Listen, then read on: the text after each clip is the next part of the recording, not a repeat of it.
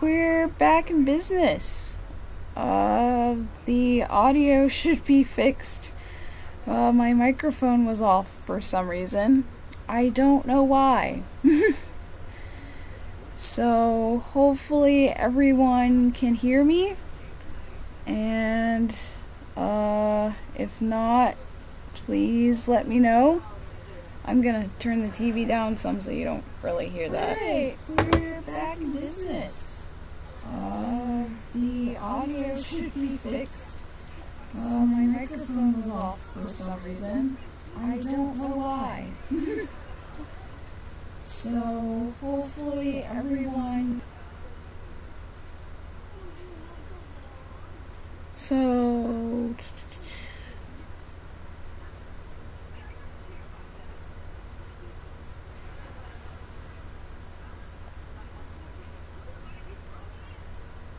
Alright. Sorry, everything's just really weird right now. I haven't done a live stream in a really long time. So, here we are. Hopefully everything looks good. You're gonna hear some echo for a moment, because I'm gonna, check and make sure everything's good. So... yeah.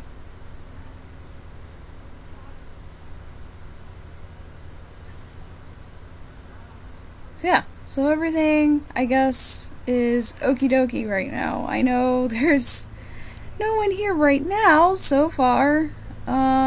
Please let me know if you're having any problems, hearing me or whatever. Yeah. So,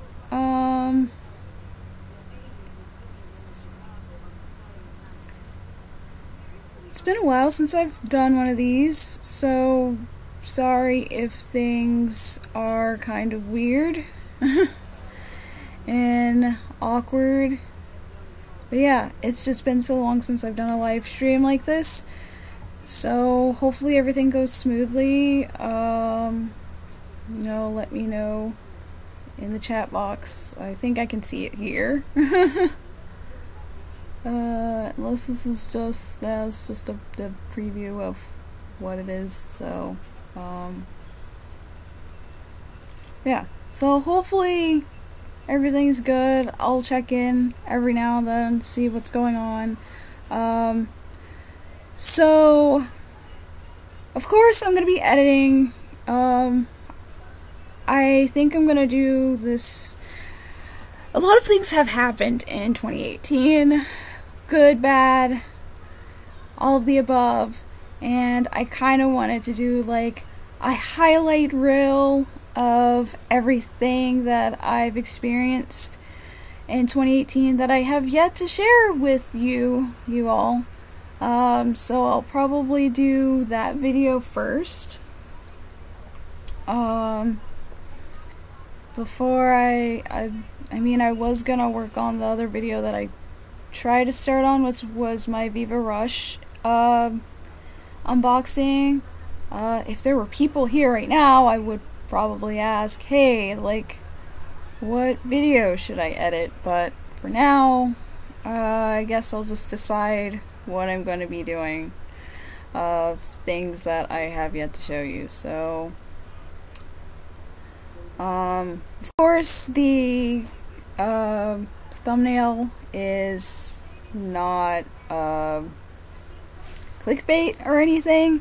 I actually wanted to talk about all the people in those pictures and some, updates and stuff while I edit, because I haven't posted in a month, which is terrible. A lot of things have been going on. I've had to do some traveling and conventions. So, November I went to Onicon, and then the last month I went to Holiday Matsuri with Blipmaster 5, and then I had to do a lot of unpacking and stuff, which took quite some time, and then we did some transitional stuff at the house, and I've been kind of busy with work because the holidays are not that fun of a time. Where I work at, it's usually like super busy. Let's put this in there, even though it's terrible. I probably won't put it in the review, I don't know. What else? And let's see, I had a birthday party, and I ended up hurting myself. Don't worry, I'm much better now. What happened was, so I decided to do a skating party with my coworkers and my friends, and I fell. I fell pretty hard, and what I hurt, like, didn't hurt at the time, but like 5 o'clock in the morning on a Sunday, my left wrist hurt, and I think I sprung it. So I had to put ice on it and wear an arm brace for a few days. And now it's much better. So happy about that. Also been doing with my stupid womanly time of the month, probably TMI for some of you, which can be bad sometimes. So now I've just kind of been dealing with mental health stuff. I mean, I don't know if I'm actually depressed, but I'm not happy about some things. I'll probably put some pictures somewhere in here.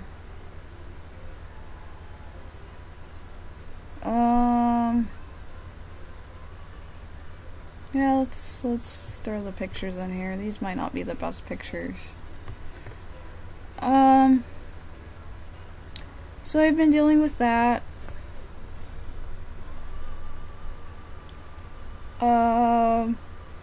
So pretty much all the travel and stuff is why I haven't been like really posting much, even though I've been trying to. I've just haven't had the motivation and energy to like deal with it, and now I like feel really guilty because I've like gained some new subscribers, like, so hi new subscribers, and I've gained like a new patron, Daniela.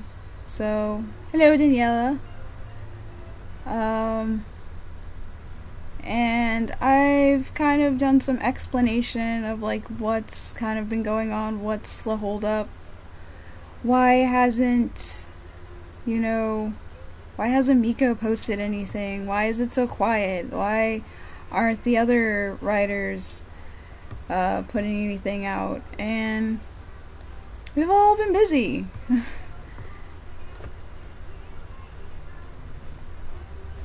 But we're trying. So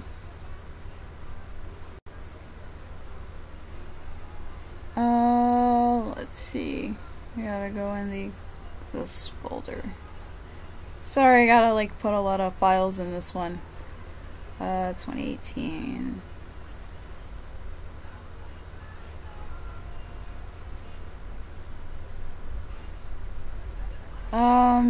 What else? So yeah, so that's what's just been going on. It's just kind of been, one of those times. It's been really rough.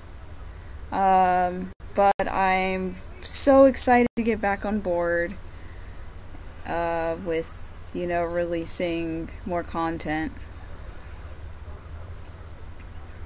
And I've obviously got a lot of content to share because I'm making a highlight reel of stuff that has happened last year that I haven't got a chance to share, and I feel terrible.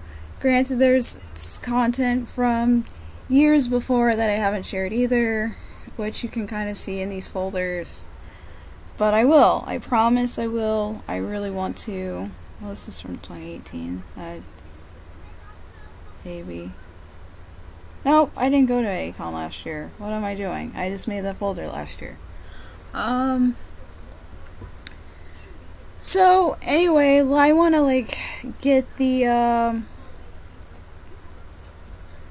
whole what is it? I guess let me talk about update stuff first, because I think that's the easiest thing to talk about right now. Plus it's like all the boring stuff.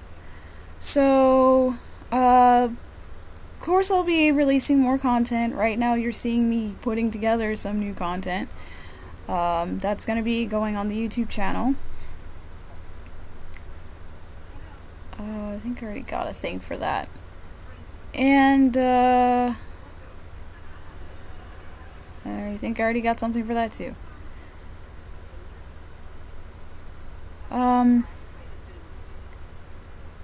So yeah, so I got some new content coming out, lots of reviews, lots of videos. Hopefully I'll be jumping back on board with Treasure Box Press with putting up some content as well. I got a new new box. My patrons saw it. It's on my Instagram. If you want to follow my Instagram, I really don't post that much on there. It's Miko Suzuhiro 18. That's MIKOSUZAHIRU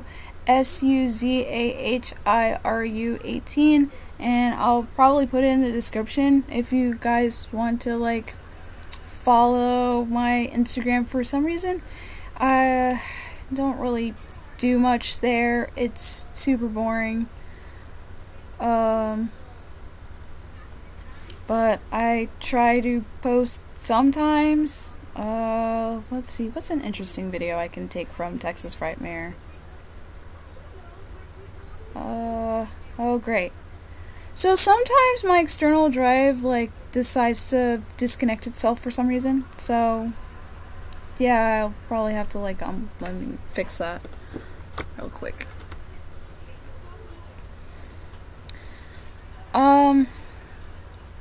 I got plenty of reviews. I know Master 5 has a lot of stuff he wants to put out. I know Buenaventura has some things that she's kind of been working on, slowly but surely.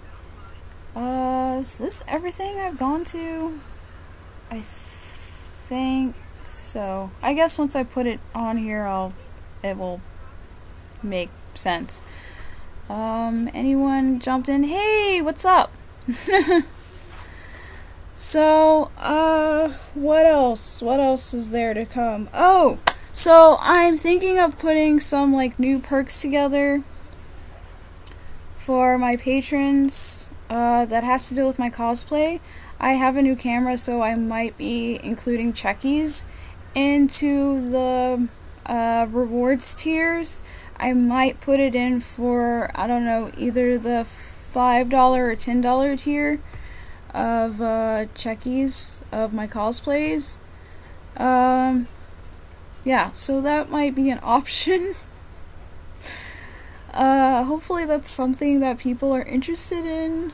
I think there was something else I wanted to do as a new reward tier, but I can't think of what it could be. I definitely want to start doing like Skype stuff. I know it's not in there. I kind of like changed it for the VIPs. So I'm gonna start doing the Skype stuff, and I'll make a post for it so you can put your like Skype ID and stuff, and I'll do that. Oh, I remember what the other thing is. I have a Discord. I've had one for a few months. I haven't set it up, so I started setting it up yesterday. So hopefully I'll have my Discord together. What else? I think that's it. Yeah. So this is from Vegas, because I went to Vegas last year. Yay. I don't know if I'll use this video or some other video for Vegas. Probably should make an intro card. Let's do that, because that's important. What else? I think that's pretty much it that's going on with my Patreon. I got a live stream coming up, so all of you Muddy Cult patrons that haven't checked the page, probably should do that. There's a date for it. I'm doing Winter 2019, is that what year we're in? Anime series. So I'm pretty much just picking. I'm not going to be watching every single Winter 2019 anime series. but it's all the ones that I added to my to watch list on my anime list. I think I like this one. Maybe I'll do this. I don't know. That's pretty. Or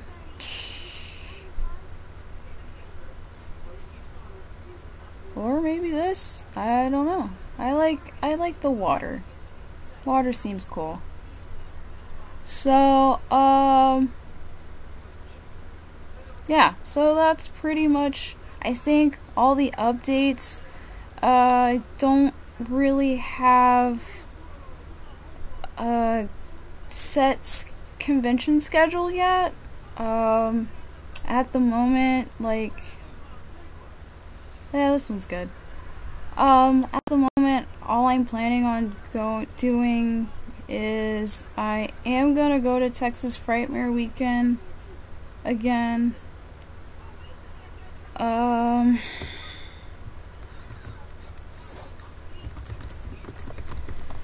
And I'm going with Angeline. I'm also going to the Gazette concert. I know that's normally something I don't mention is concerts I'm going to. I'm also gonna go see a comedian. I might go see the Knox. Yeah. What else? I'm also planning on going to Tokyo and Tulsa because I want to see Ice. And most likely I'll go to Onicon because it's HomeCon. I really enjoyed Holiday Matsuri, so I might go to Holiday Matsuri again this year. I was looking into something in my emails, so I might check out a horror theme film festival in California. It really depends on my finances and how much like vacation time I have, because I'm gonna be doing a lot in May, mostly like with family stuffs. So yeah.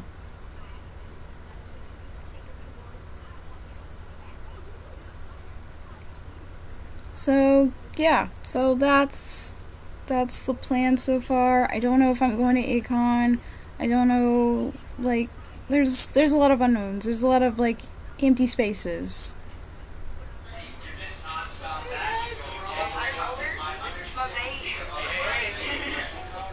So yeah.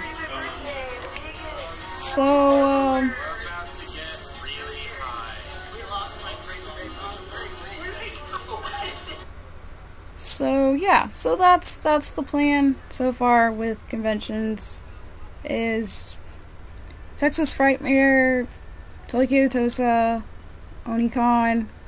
Everything else is up in the air. I really don't know what's going on. So yeah, so that's my convention thing. I don't know what costumes I'm doing. I know what costumes I would like to do, but whether I actually do them or not is a totally different predicament in itself, but yeah. So, let's see. I guess I'll start with the easiest like topic that is not like blog stuff related. Out of the 4 pictures, oh, there is a one, I guess, blood thing that related. One is a hint, the picture of Akira. I am planning on doing an anniversary live stream, and I want to do some giveaways and get some of them out of the way so y'all don't have to like wait so long for me to do like concert reports and like Q&A stuff, because I have a ton of stuff I need to give away, and I know I keep mentioning that I'm going to be doing giveaways, so I might do that for the anniversary live stream. I just got to figure out like when's a good time to do it for everyone, because February is the 10-year anniversary for the blog, and I'm very, very excited that we've lasted 10 years. And that survey is still up, so if you haven't had a chance to check out the survey, please do, because your input is very, very important to us, all 4 of us, so we can make Muddy Cults bigger and better. Of course, you don't have to add, you know, being consistent, because, like, being consistent is kind of, like, a given. Yeah. So... But, yeah, so one of the things will be Discode items. I might do Gotcha Risk Spin. I have some other stuff, too, that I want to give away, so... yeah.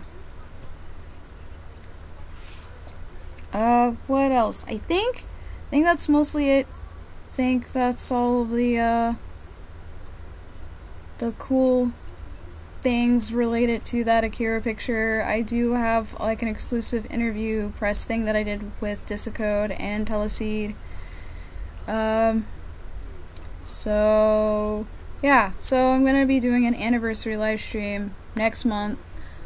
And do some giveaways while I do the live stream, and I'll answer questions and stuff like I am, like, right now. So if you have questions, let me know, and I'll totally answer them. And right now I'm just trying to figure out, like, what is, like, the best video to put up from Vegas. This is an accidental video. I don't know. Maybe we'll use the accidental video because, yeah, is it a video? Is it a picture? What are we doing? Yeah, I don't know. Probably just got flagged just right now. Thanks, YouTube guidelines. Let's see. Oh, maybe this one. This is a good video. I might pick this one.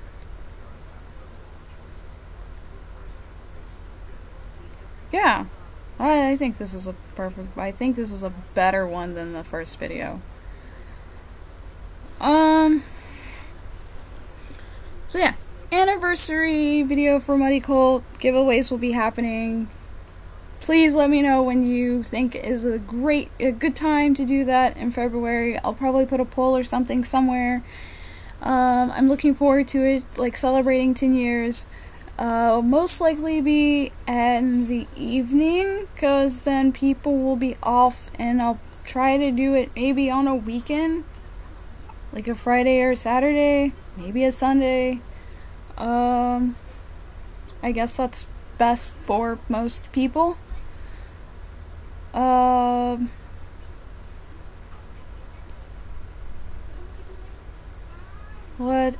What else? Yeah, I think that's it for that. Okay, other things that were in that picture. I know Kazakue was in there. So, apparently he has a new band. If you have yet to watch the video called "This is not a tutorial, it's an update," which I have a part 3 for, I still have to edit it, and then I can upload it. So I'll do that soon. It shouldn't take too much time, because all I have to do is just, you know, start where I left off. I did not realize that video was gonna be so long. But it ended up being 3 parts instead of 2 parts, so...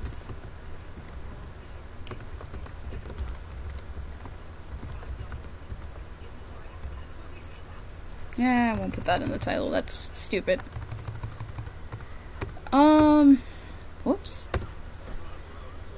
So yeah, so Kazakue from Nocturnal Brillas now has a new band, and I don't remember the name of the band, but pretty excited to check them out. I have not checked out the trailer. Like, I checked it out a little bit, like a sample, even though it's a very short video, but I didn't, like, completely pay attention because it was, like, on Instagram, and I'm like, you know, we'll come back to it.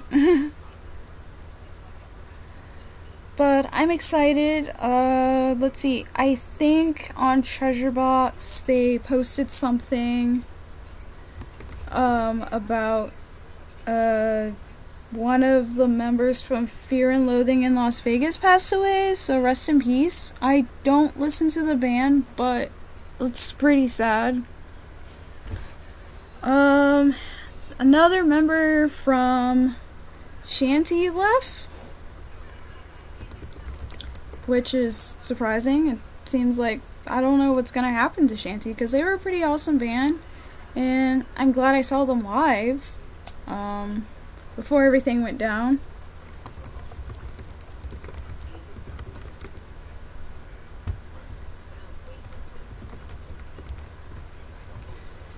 So, what else is happening in Visual Kei? I think that's mostly it, I suppose. Like, I don't know, some people are coming to America and stuff. Like, it's really exciting that Gazette's coming back. I'm surprised about that. Apparently, Bo, or I think it's Bo from Screw, or formerly known as Screw, is currently in America. At least that's what he posted on his Instagram. I think I'm going to use this video. This is from the Caesar's Palace, by the way. I don't know what kind of mythical place we just stepped into, but... Yeah, so probably will use this, because I like this video. I'll probably mute everything, because... Yay! Yeah, so that's stuff that's going on. I think I can't think of any K-pop stuff. I'm super behind on just Asian pop culture news, which is bad. It's a thing that I should keep up with. Because, you know, it's part of the job.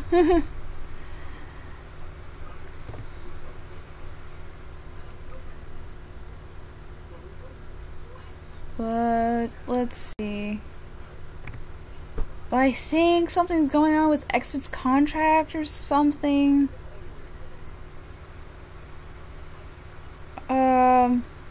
Like, maybe some of the members might, they might all, just leave, or... I have no idea.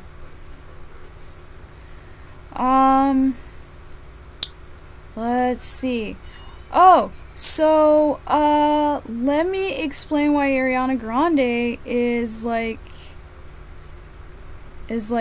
the title.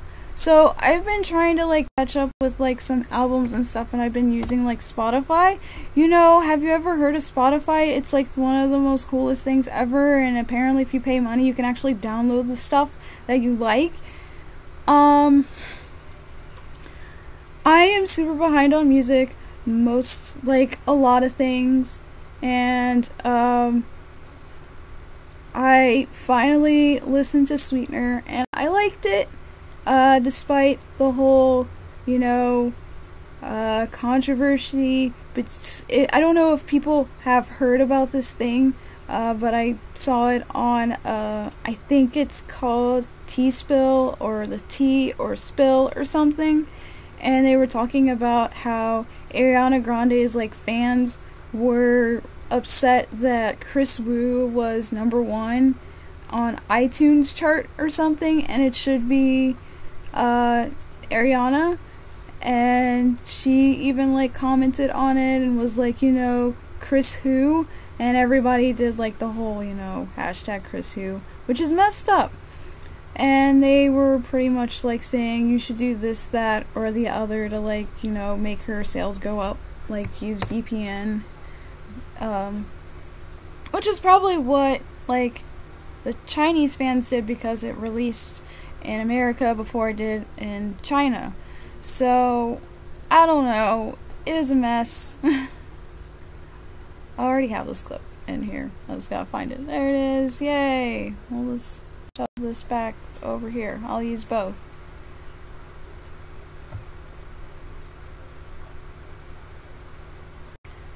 So I thought that was amusing. Now there's this controversy thing about her ripping off Princess Nokia or Tyga or Soulja Boy on her newest song Seven Rings, which I did watch yesterday, and it's okay, not super crazy about it, but I mean, it's alright.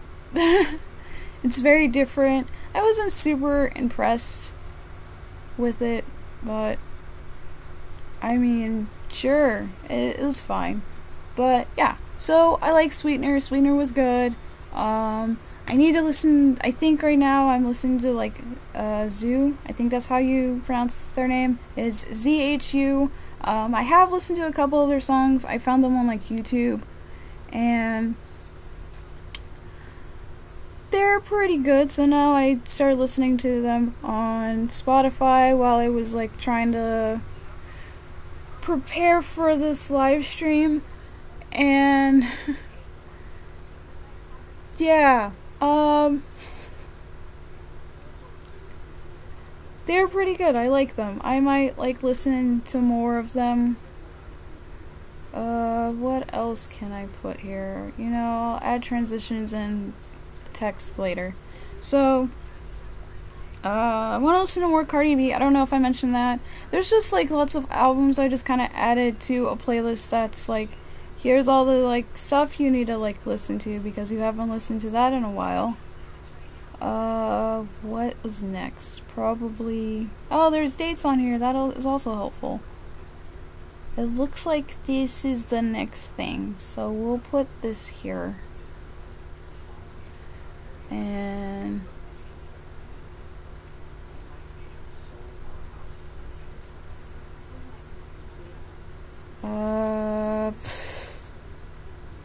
let's see, what else?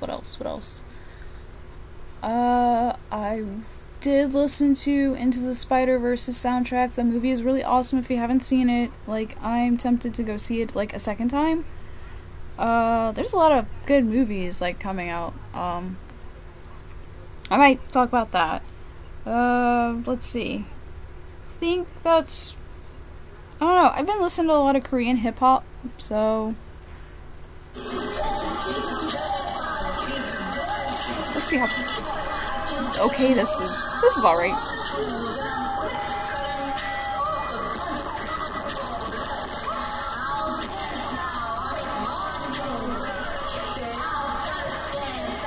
So this is Dancing Bells MRA.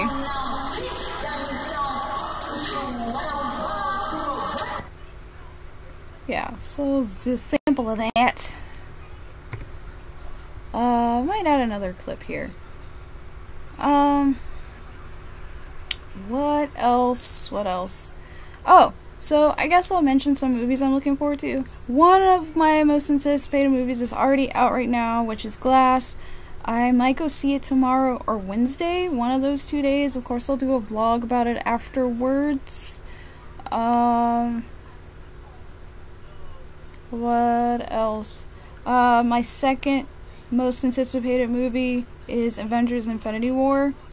So looking forward to that. And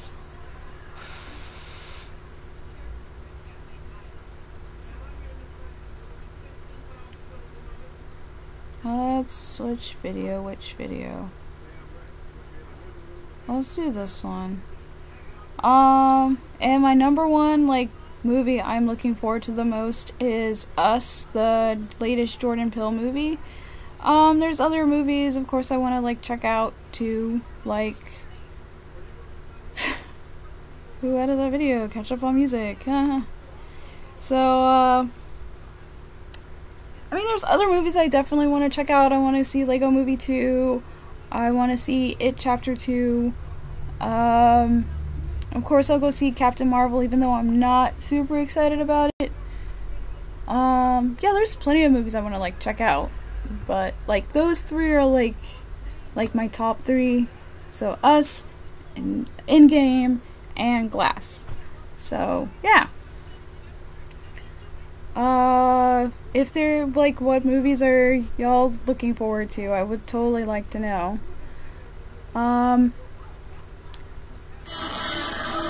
Gosh. Ooh, look, they're in focus. This audio is, like, terrible, but, I mean,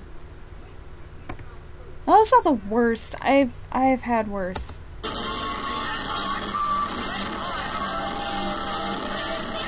Check out that audio quality.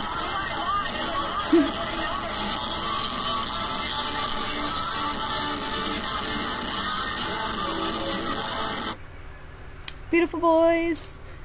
That's B Project. That is a story for another day. Not today. Because, let's see. What is the burning topic that everyone has been talking about, like, these past couple weeks? If you're either, like, Team Bird Box or Team Surviving R. Kelly.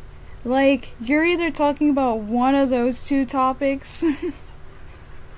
And no, I have not seen Bird Box yet, but I am planning on seeing it. It's been on my list for quite some time before it even came out.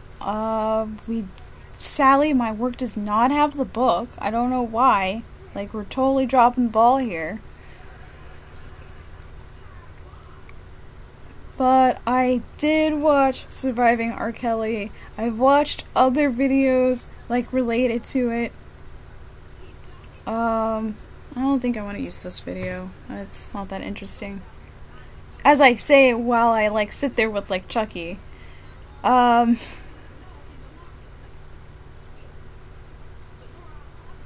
I mean, I guess I'll add it.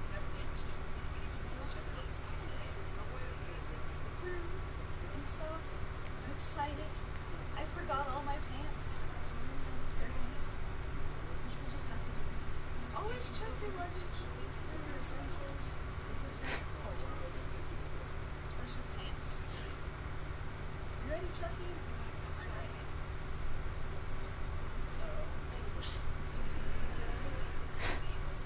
I should just do, you know...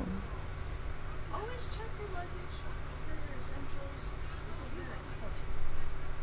That's why they're called essentials. You ready, Chucky?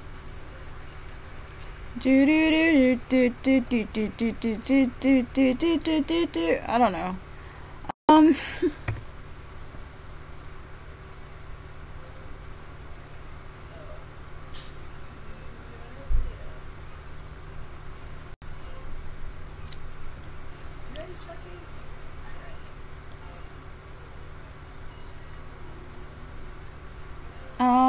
Where was I going? So yeah, so I've watched a bunch of stuff about the Surviving R. Kelly stuff, which is really interesting. And I've watched some, like, supplementary videos.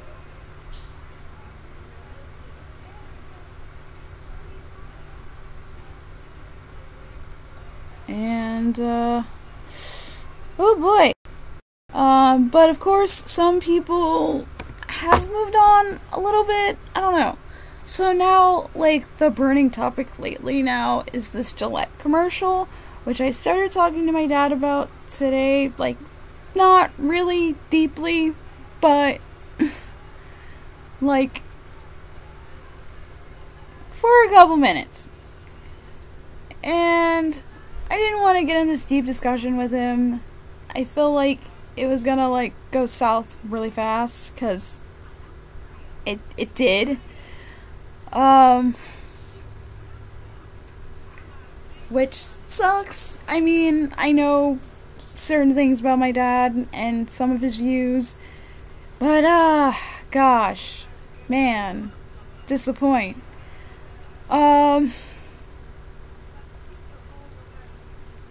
Anyway, so I'm sure a bunch of people, like everyone is probably sick of hearing about R. Kelly, but we have to talk about him because it's really fascinating. It really, really is. At least I think so. Because this, like, situation has been going on for decades. And it's just interesting how long it's taken for, like, people to, like, kind of, like, get into action over it. So, if you don't know what Surviving R. Kelly is. It is a docu-series that Lifetime did, like, what was it, like 2 weeks ago? About all of the, sexual allegations that, like, women have accused him of. And just his whole history throughout, like, his musical career and stuff like that. And I'm sure everybody and their grandma on YouTube has commented on it and, like, put their take and stuff. And some things I agree with and some things I don't, much like you do with YouTube. Look at this beautiful footage. Hopefully this is, like, exciting.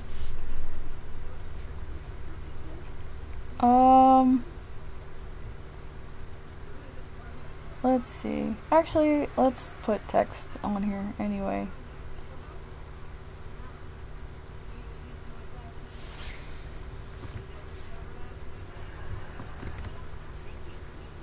Probably will not use this color or font.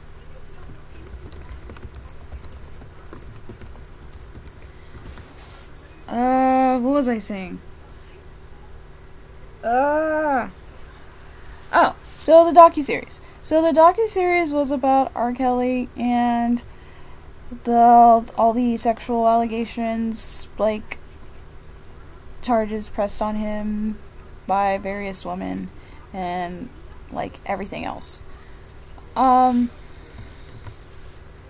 a lot of people have kind of, like, put their 2 cents in. They're still putting their 2 cents in on the whole situation, and some of the women that were featured in the show have, you know, been on other TV shows to talk about their experience with filming the documentary, as well as, you know, extra little things that, you know, that happened while being with him that were most likely mentioned in the docu-series,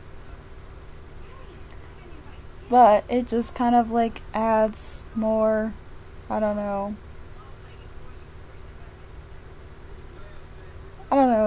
more effect or whatever, however you want to say it.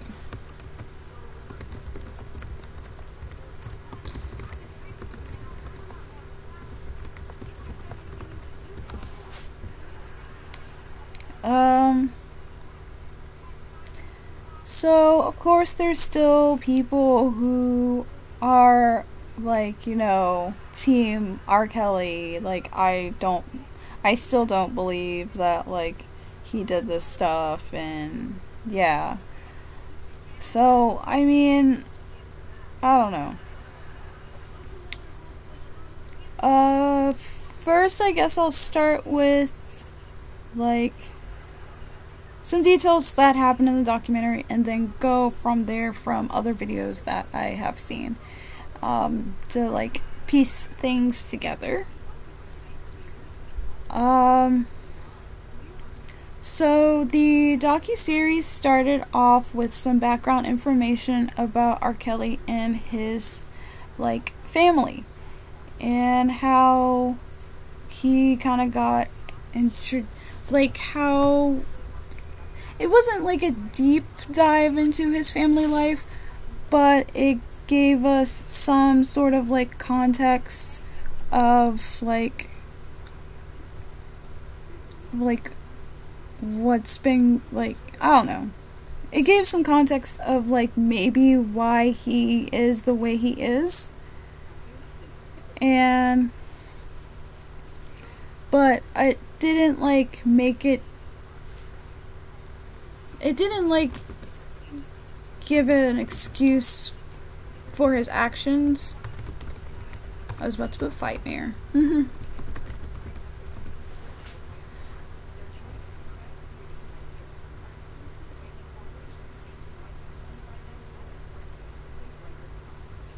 Spooks. Okay. Another thing. Oh, so, some things that they talked about were, like how his younger brother, I think his name was Carrie, and how him and Robert, or R. Kelly, they were both, like, I don't know, sexually abused or molested or something by a relative, and of course R. Kelly didn't really say anything about it. I mean, he mentioned it in his book and to, like, maybe a couple of his victims or whatever, but I mean, I'll mention that later. But he didn't really, like, I don't know. Sometimes he framed it in a way that was like it was something wrong, and I felt disgusted. By the way, the Chucky doll that's in the seat right here is my friend Charles's doll. They asked to, like, borrow it. I'll probably mention it in my Texas Frightmare, like, video.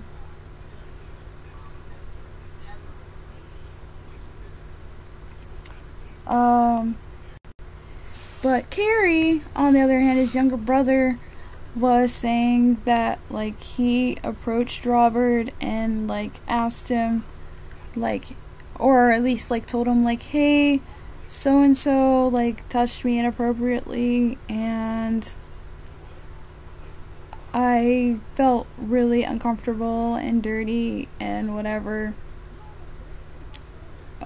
Should I tell, like, Mom, like, about it, that this happened?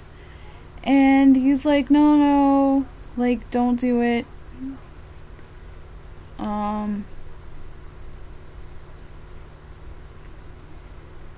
Like, just ignore it, it's nothing. And it just kind of, like, proves that, like, when people experience some sort of, like, horrific event, they can, you know, I don't know, everyone experiences said event differently. Like, personally, I know someone who was bullied, and they ended up kind of turning into a bully, like, later. Well, I was bullied, and I kind of, it hurt, and I was affected by it. And I kind of, like, I don't know, blame myself for things, and I don't really take that out on people.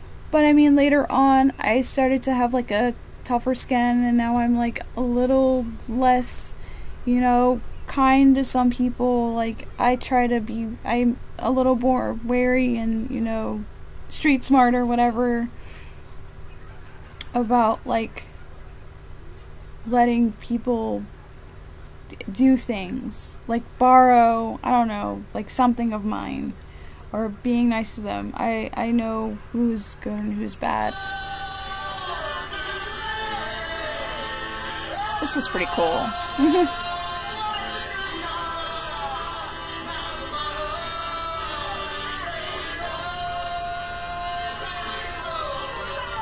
Because everybody likes Country Road. I'll mute these two.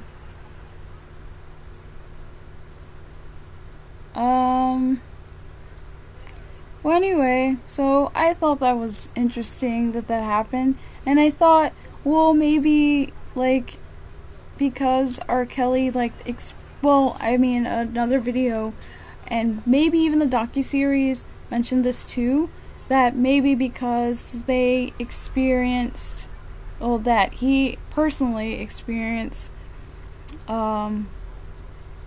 like, sexual behavior and stuff like that at an early age, he thought, like,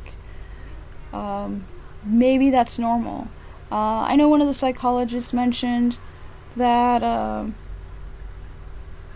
that sometimes people who are, like, I guess, quote unquote, prey to predators when they're children in these sexual abuse situations realize that they hate being the prey and they'd rather be the predator, because then they have the control of what's going on. Like, I don't know what's going on in this video. I'll find out. Ooh, that audio though. Oh, it's Baby Metal. Wow, that sounds awful.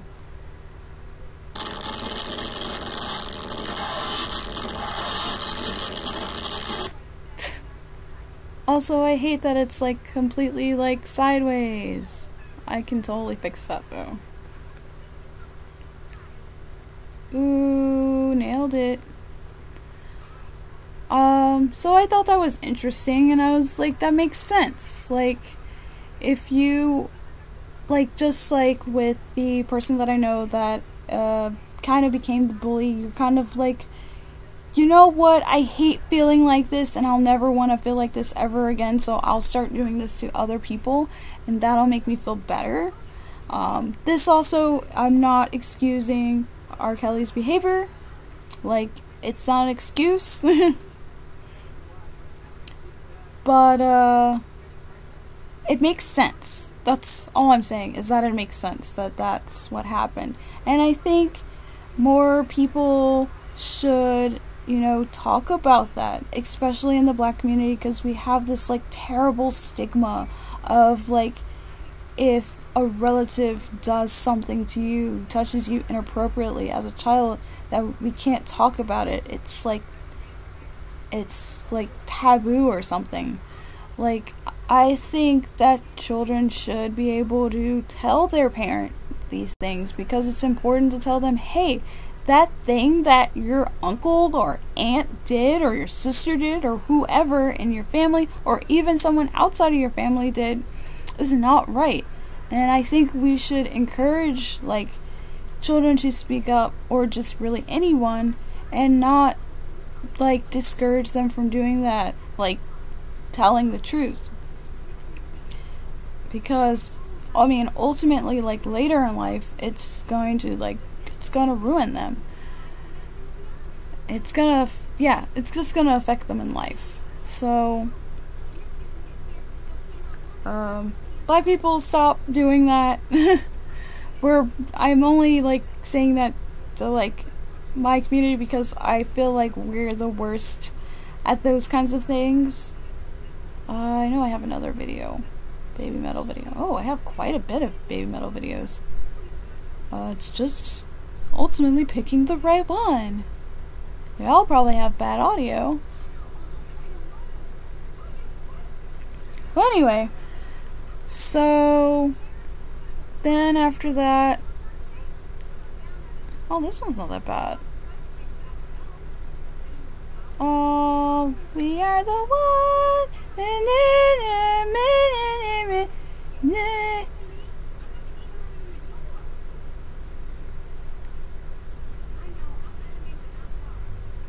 I don't know, what do y'all guys think? Is this the better Baby Metal video? It is pretty crystal clear. I'm sure the audio is still garbage. Anyway, so after they talked about, a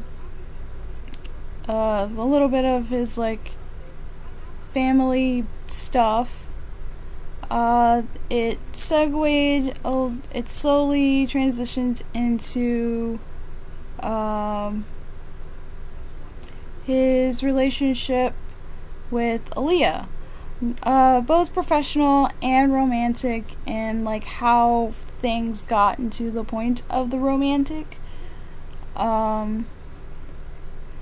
So, Aaliyah was, like, a lot of,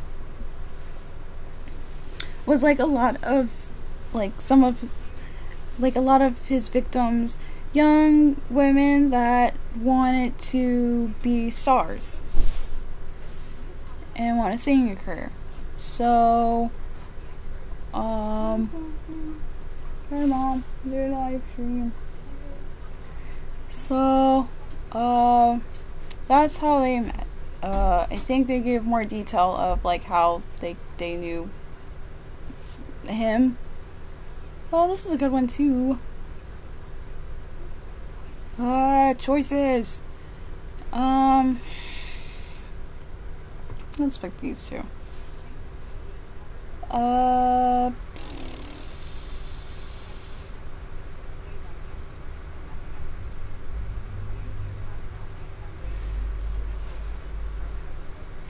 Anyway, let's see.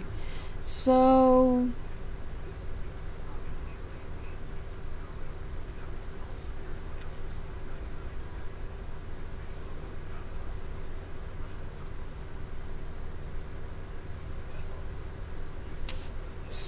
what was I saying? So yeah, so they were talking about how, like, she was young, and they introduced her, I think it was, like, her uncle or something like that, and it's like, yeah, he's a really, oh, they also mentioned that he was, like, in a group and stuff, and then he went solo, and I didn't even know that he was in a group, but, I mean, who cares?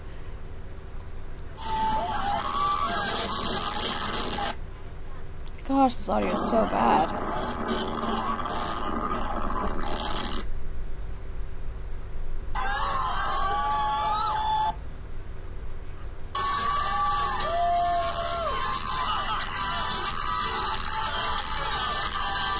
I'm trying to figure out what the song is.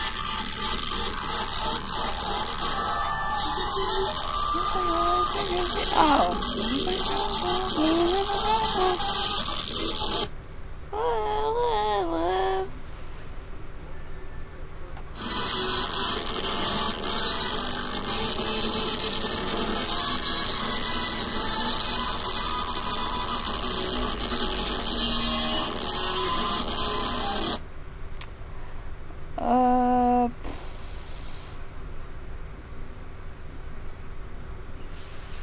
Let's use this one because it looks good.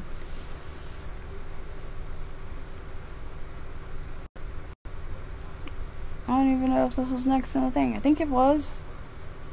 Yeah, 513.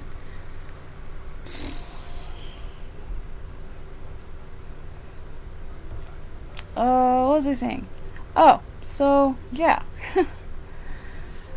So they met and he kind of like decided to put her in like tomboy clothes and reinvent her and like tell her like, hey, I can make you successful, blah blah blah, just do everything I say.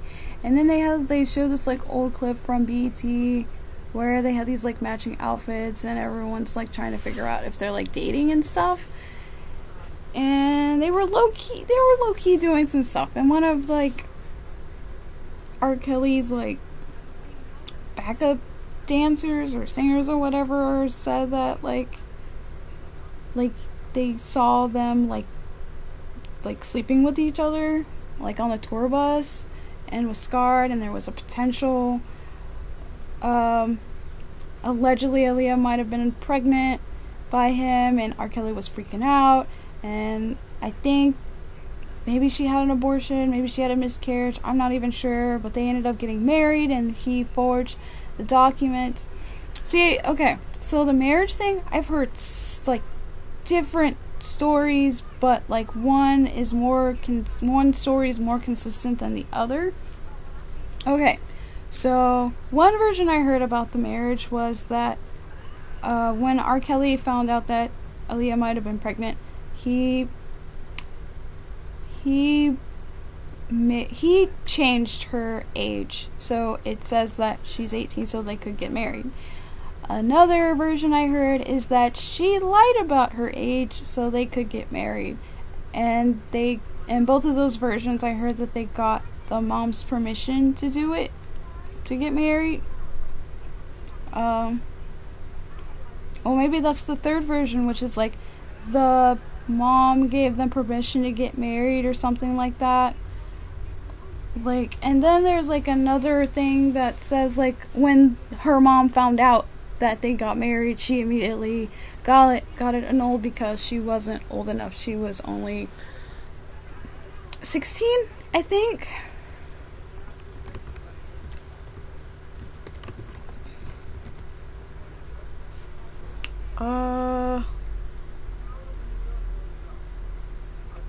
So, yeah. I don't know. Oh, there's the name of the concert. That's super helpful. The Metal Resistance. That's what I need. Nonetheless, they all point to, and like in conclusion, like they got married. She lied about her age. The marriage was annulled, and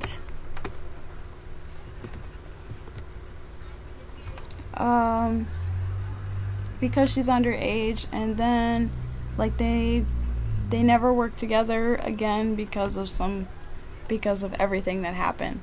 So, I mean, clearly it's not a lie that they had some sort of relationship, which sucks, and it was kind of hard to hear because Aaliyah is such a big part of my life, and she's such a role model to me, and I hate that that's like that. I mean, really, she was not like a woman of like scandal, and I know that they mentioned like a lot of the time she was very like, oh wait, no, it wasn't the docuseries that mentioned this, but she was very secretive of her age and stuff, and I can understand why, and she was very secretive about her relationships and just personal stuff, and I totally understand that, and I like that about her, that it was more of like, you know, focus on my music, don't focus on like this other extra stuff, and I like that about her.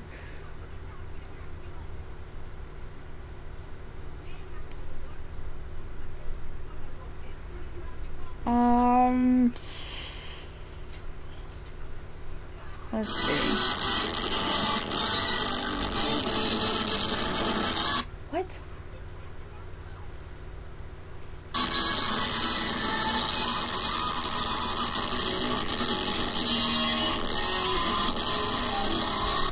I'll probably mute this. Mom, I'm live streaming.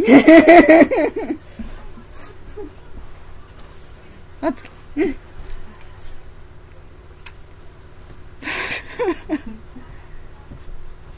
So, unless you want to be part of it. No. Okay. That was Masha. So, I'll be right back.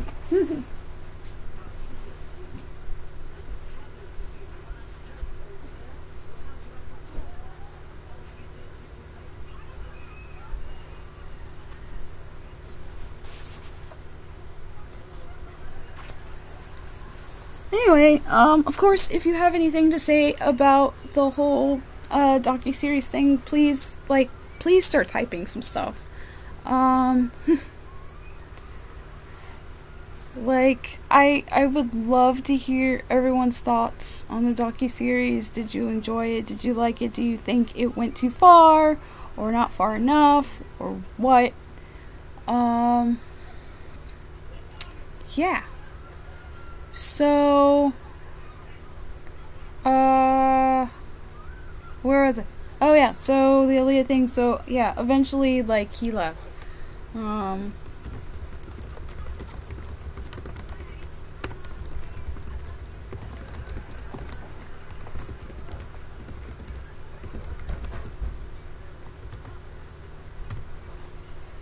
So, where to go from here? I do want to take this out. I probably will not use the audio. It's really bad.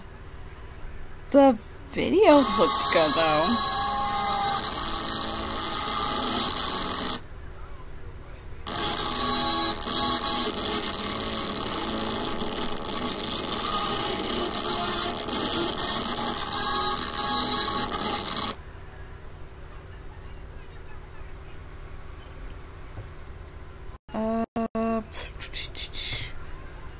So, let's see, after the Aaliyah thing, they also mentioned, you know, I think he also did some stuff to the, like, vocalists and stuff, and they mentioned a lot about how controlling he is about stuff, like, you know, you have to do this and that, and the other, you have to do it this way, and all of that, and that's why he's such a genius. They mentioned that a lot. What's next in this queue?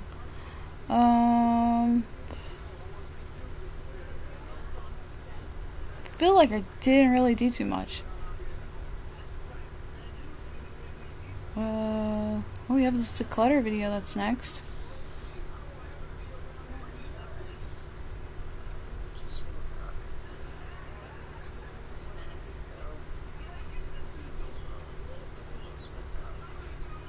I woke up like this.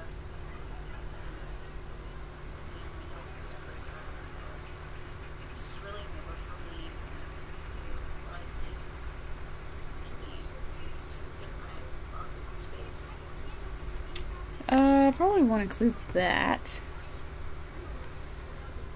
What's next in the list?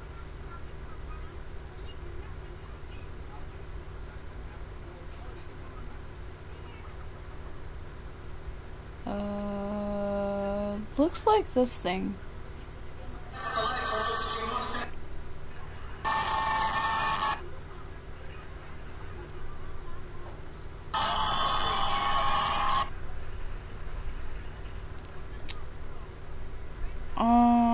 Let's see. Oh yeah, so they mentioned, like, yeah, like how he was very controlling about, like, you have to be this place and that place and you have to do it this certain way and you have to tell me when you do these things. Like, that gets mentioned a lot, like, later, but more specific to, like, all the, like, women he keeps in his house and mansions and stuff, which I'll hopefully get to later. Let's see. They did mention some stuff with about with the bodyguards and stuff, who are definitely accountable for, like, his bad habits, which hopefully I'll mention later too, because there's another, like, YouTube video that mentioned this, which I thought was, like, really smart.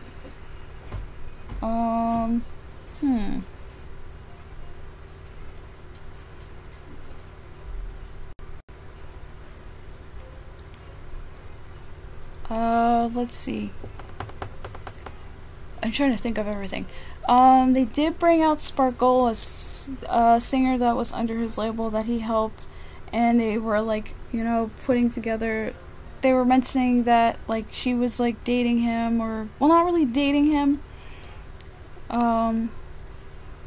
but there was a song that he wrote, and it kind of, like, mimicked, like, art imitating life. Like, a lot of the time they mentioned that, like, everything that he did in some of, like in real life, he, like, mentioned these things in songs.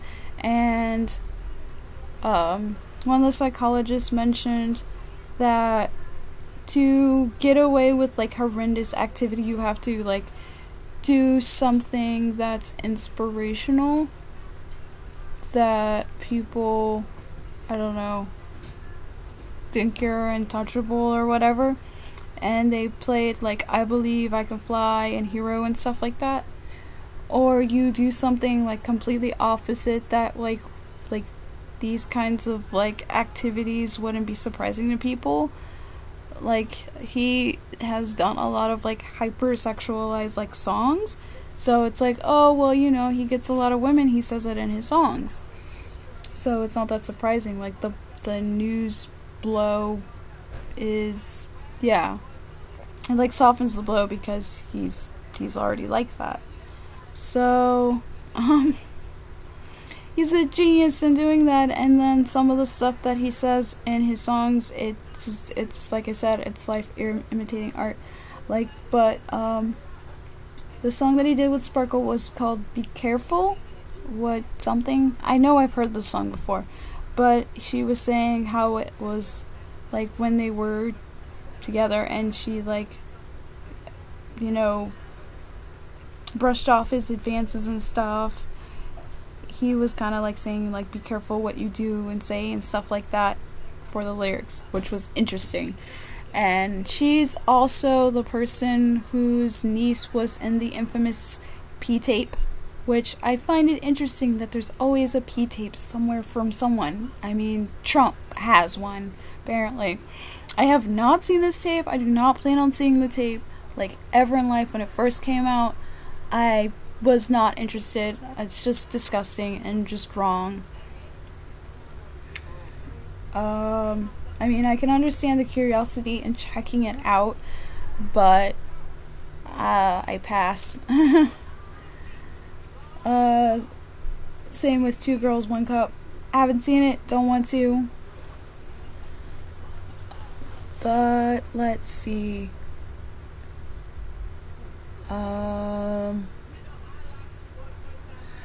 But yeah, so they did mention the whole, like, a lot of his, like, crimes are in a lot of his songs. It's kind of like equivalent to one of the OJ documentaries where he, like, wrote a book called, like, If I Did It, like, this is how I would do it. And it's like, dude, you're totally, like, selling yourself out. And I know later, after the series was almost over, or when it was over, they were mentioning, like R. Kelly's music has, like, gone up, like, in sales and stuff.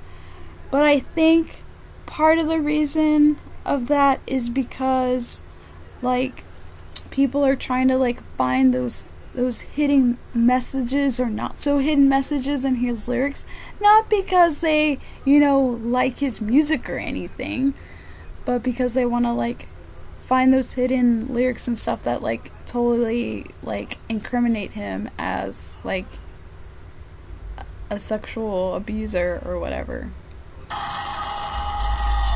Oh, in case you're wondering where this is from, well, I guess I should put a text thing.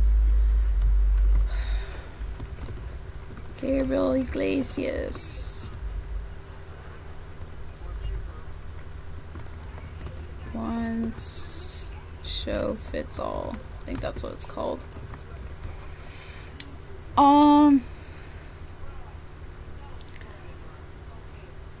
But let's see. I'm trying to think of something. So I was reading some other stuff and I was just like, okay. Oh, I got an example. So they mentioned, like, that because he wrote a song for Aaliyah called Age Ain't Nothing But a Number, which is a song about a young girl who's trying to have a relationship with an older man, which is pretty much what was going on in her life. And then he also wrote a song for Michael Jackson, which I totally did not know, called You Are Not Alone, which I always thought that title sounded really stalkerish, and now I know why it sounds stalkerish, because he wrote it.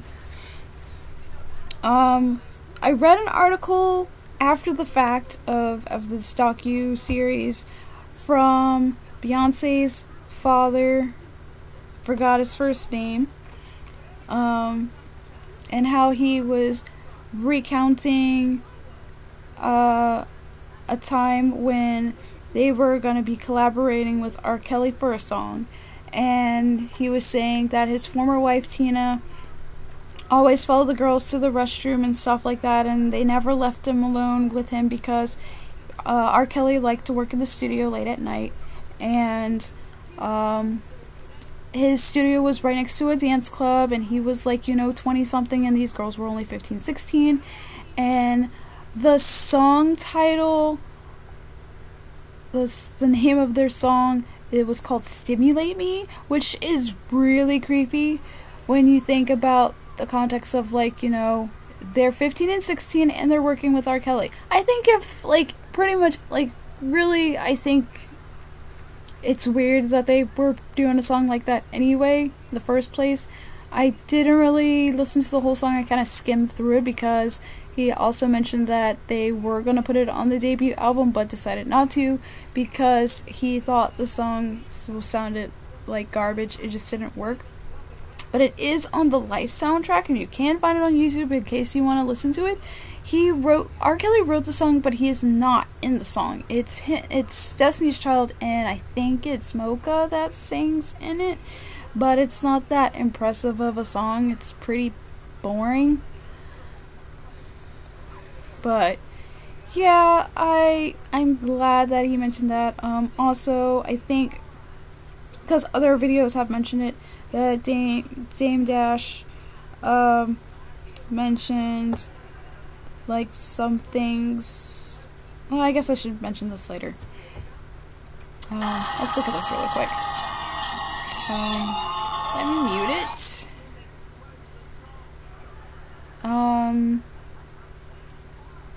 So the story behind this video is, so this is of course from the Gabriel Iglesias show, One Show Fits All, one of his tours from last year in September in Houston, and he had 2 shows in Houston, and they were both being filmed for his Netflix special I think it might be out now, or it's coming out soon on Netflix. So I didn't really somewhat surprised my parents with tickets to go see him because my dad loves Fluffy. So we went to go see them live because I've always wanted to take Dad to go see Gabriel Iglesias because I've seen him twice and this is my 3rd time seeing him. And yeah, so I'm happy I got my parents to go, and they had a really fun time. So you couldn't record during the show, like at all. You would get in trouble, and no heckling and all of that stuff, and I'll probably do a video about it later. But toward the end of the show, he allowed us to take pictures and use our phone and stuff because the show was over. And they were just, redoing the intro. So that's where that's from.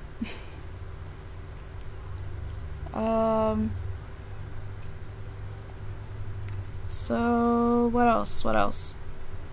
So yeah, so Sparkle was mentioning stuff about her niece, and I saw another video where she was saying that no, she did not introduce her niece to R. Kelly. She was just dropped off or whatever.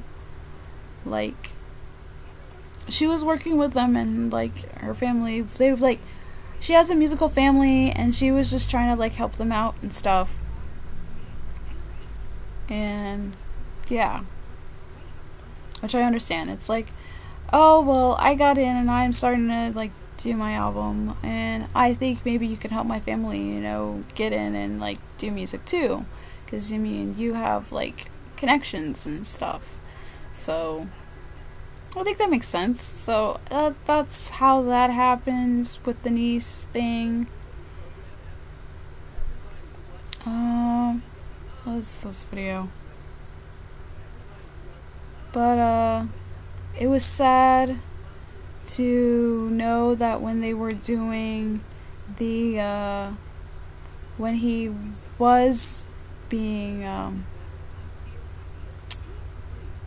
I guess, prosecuted or whatever for all the allegations and stuff, that none of her relatives wanted to admit that was her in the tape. They all said oh no, that's not her. And I think it's more of, I think partially maybe he paid them not to testify that and say that was him and that's their niece and that's what happened. And also partially I think they just felt so embarrassed that everyone had seen that tape, that video of their niece in this situation, this embarrassing situation. So I think that's why they most likely didn't say confirm that yeah, that's her. So I don't know. Which makes sense, but it's also really sad because I think things would have been so different if they said, yeah, that's her, that's our daughter or whatever. Even but it's just sad that Sparkle's testimony and then the other girl's testimony that had done some sexual activities with her against her will, that that wasn't enough, which is sad. There's just so much proof and yet nothing happens.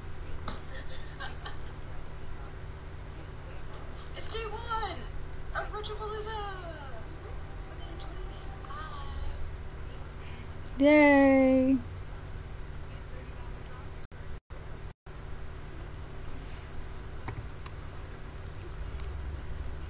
Let's use this video next.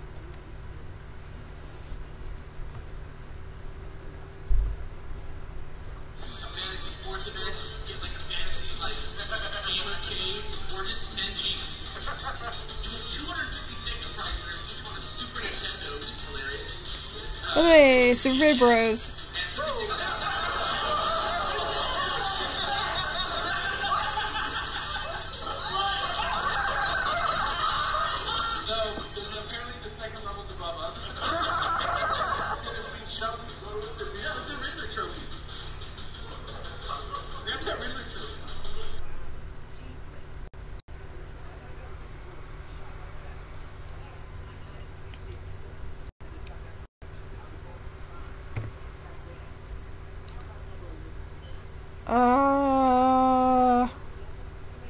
Yeah, so I think that's really sad. Sorry, that was the Super Beard Bros.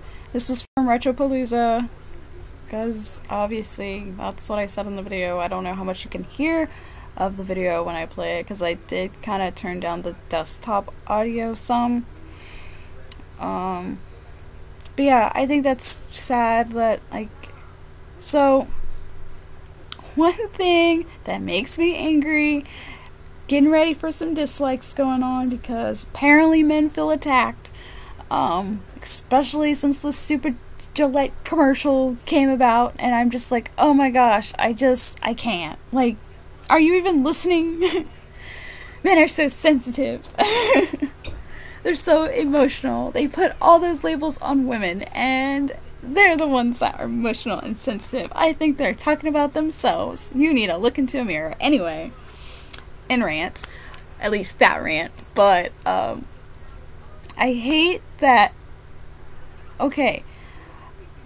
Some things that that a lot of people are saying about why R. Kelly is not being, like, persecuted for his actions is, okay, one thing that they say is, oh, because you're trying to bring down a successful black man.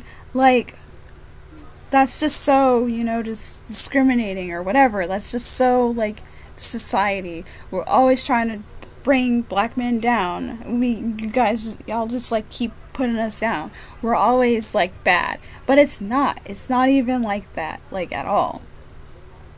And you can separate the artist from the art and be like, you know what, his songs are good, but he's not a good guy.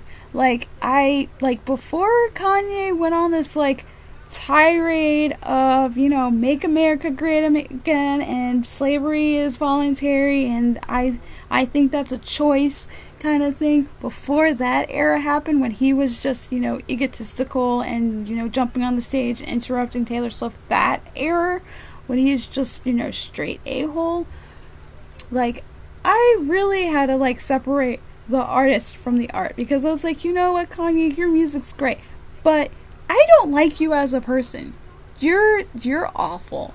And now he's even more awful, and his music isn't even all that great. But then again, I haven't really deeply listened to a lot of his newer stuff, so I can't really speak too much on it. But the little bit that I have heard, I'm like, dude, I miss old Kanye, like, so bad. Like, College Dropout, that era was a good time. Okay, other reasons why, did I put a B or is that an R? Oh, it's an R. Okay, good. Retropalooza.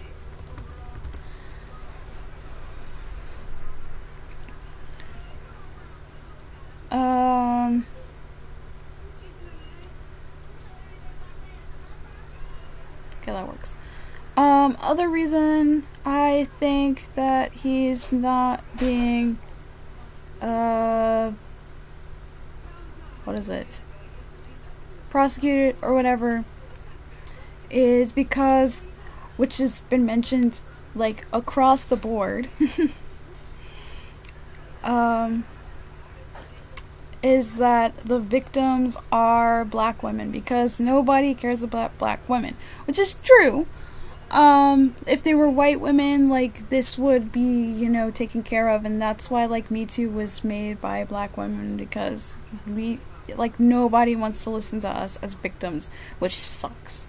So, I think that's another reason, like, nothing has happened, because the victims are black women, and nobody cares about us, which is just depressing in itself. And I can just already hear somebody saying, but we do care about you black women. And it's like, no, you don't. You really don't.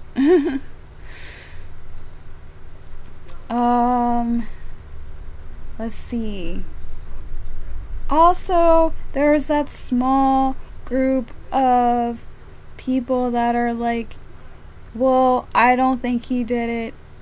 Well, and not all of them are men. Some of them are women, because one of his victims was at one of his hearings, and she was supporting him, like, saying, like, oh, you know, he didn't do it, I don't believe he did, and then she ended up becoming one of his victims. So, okay. So, what happened with this girl, which I think is just one of the most fascinating things, but also, like, oh my gosh, big giant red flag moment. So, she was there with her, like, you know, I believe in R. Kelly, I don't think he did it, you know, support whatever, and one of his bodyguards went to her, gave her R. Kelly's number and stuff, and he contacted her, and invited her to one of his homes or mansions or whatever, and told her to come alone, don't tell her parents, and bring her bathing suit. So she comes, and she's the one telling the story, of course, and she comes over, and they start talking, and R. Kelly mentions, so I was sexually molested or whatever when I was a child. And she's like, oh my gosh, I was too. Well, of course she didn't say, oh my gosh, but she felt touched that, like, he opened up to her and trusted her with such,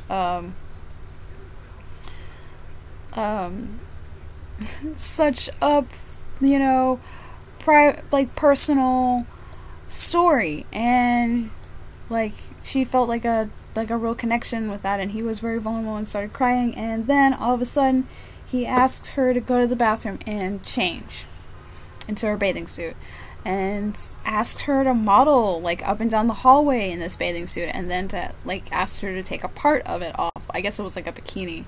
So that happened. So she started stripping, and he asked to, you know, take the rest of the outfit, like the swimsuit off, and then, you know, it happened, and she said no. So there you go. And she was trapped, I believe, in this situation, but eventually she did get out. But yeah, there were so many red flags when she was telling the story. I was just like, first of all, he didn't want you to let anybody, like, know that you were going. And he asked you to bring your bathing suit, and he baited you with this story. I mean, it's true, but it's just so messed up to use some sort of vulnerable tactic to, you know, get people to trust you, and then you take advantage of them. I mean, I know that's what, you know, predators do, but it's just so messed up to use, like, your own tragedy to, you know, bait people. So later, they do show some of the victims, like, parents, mom, and stuff like that, and how, like, there's still girls trapped in his mansion and being slaves and sex slaves and stuff like that, and they do go into detail of that, and how he grooms the girls to do certain things, and he wants it now. And then they also mentioned, like, how he, you know, approached his personal assistant about his problem with filming his, you know, sexual activities and stuff, which I'm like, well, he knows he has a problem, but he needs to get help for said problem. Here's another Retropalooza panel thing.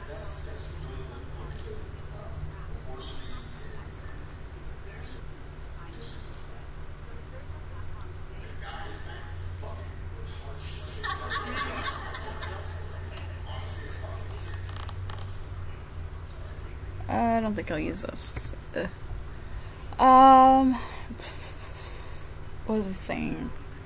Yeah, so he knows he has a problem, but he's not doing anything about said problem. Which is a problem in itself. Like, what is it? Like, first step, acknowledge that you have a problem. Second step, get help for said problem. And he does nothing. He just, like, he just loses himself in the problem, I guess. I don't know. So, I think, in essence, maybe this is what he wants to do. But anyway, a lot of the time they mention for the women who were stuck as his sex slaves was that he would groom them into doing what he wanted, whether it was like something with him or something with like another one of the women or whatever.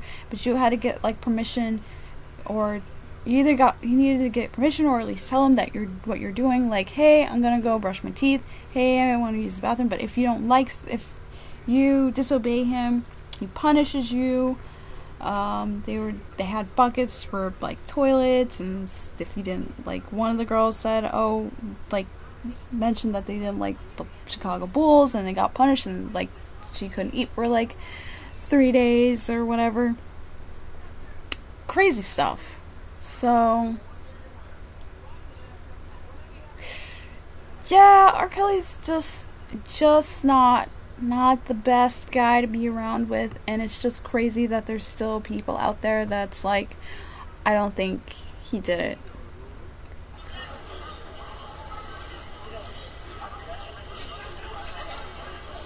Like, there's still supporters out there.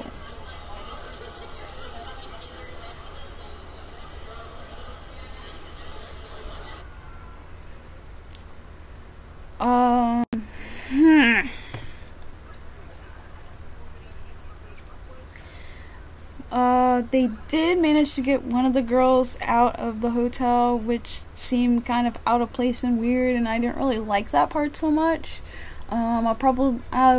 Hopefully I can say more about that part, later. But, it was just interesting to find out more information about these victim-turned-survivors, and then the family of the victims, and just everything that just all interconnects with each other, and how, like, a lot of things make sense. Like, why he's been getting away with such things, and that all of this stuff that he does is, like, in the public eye. He's not even hiding his, like, problem. So,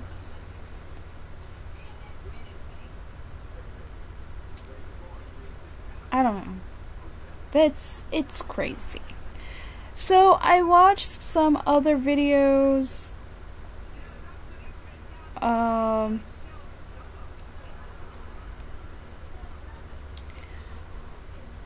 to see, what other people were saying about it, because, like I said, hot topic. I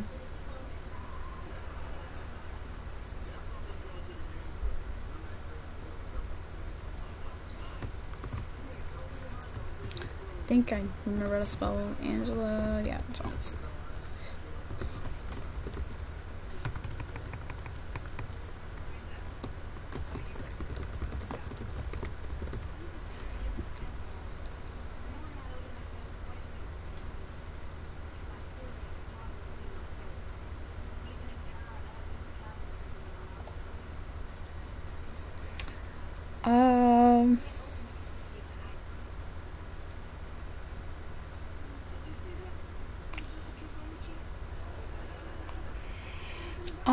let's see. What else to say? Oh, so yeah, I was saying I watched some other videos. I got slightly distracted by the TV, and I guess there's like a 227 marathon, like, for now.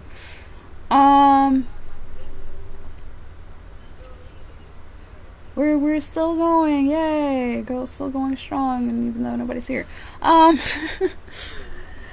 So let's see.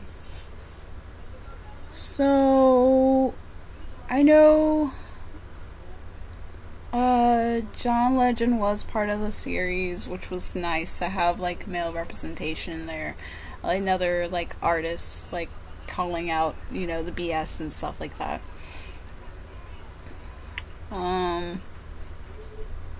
That's sad. I didn't do any videos for OniCon. Like, not even live videos. That's just terrible of me.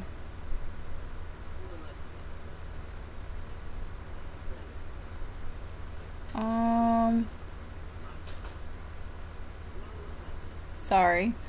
So, Chance the Rapper said some stuff about how he regrets doing a collaboration. Lady Gaga even took down the song, Do What You Want, and now you can't listen to it on Spotify or, you know, any other streaming service. Which is fine, because that song is awful. I never liked it. So, I'm totally okay with that. Hopefully these are good pictures.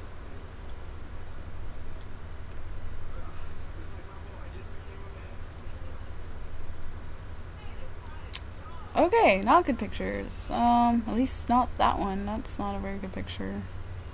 Everything's so purple. Let's look at our picture options.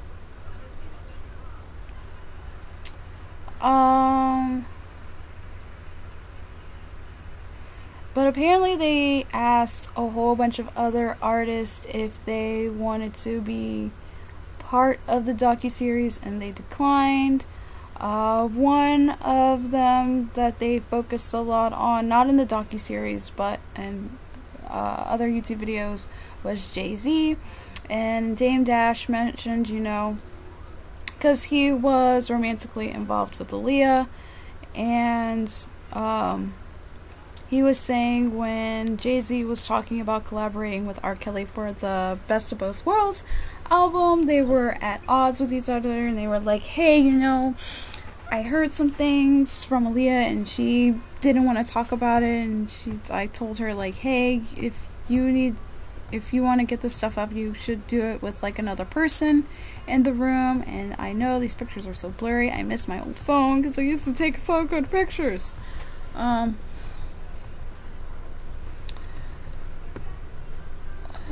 one's not bad. It's kind of blurry.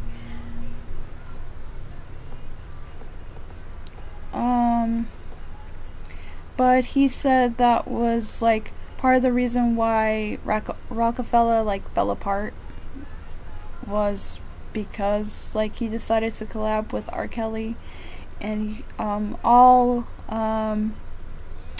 Aaliyah would say was, you know, that guy's just a bad man. And yeah, totally get it. Now you can see my cosplay pictures. Yay, these are so good. That's so blurry. That's not bad. This is a not bad picture.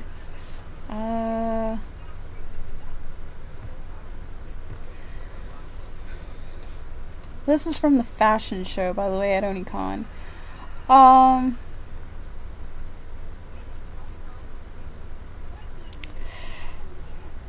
But yeah, shame on Jay-Z. Shouldn't have done that, but whatever. People want to believe what they want to believe, I guess.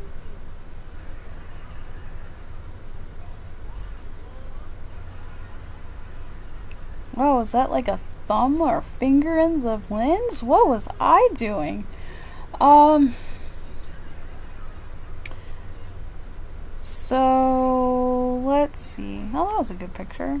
These are so bad. I need new phone.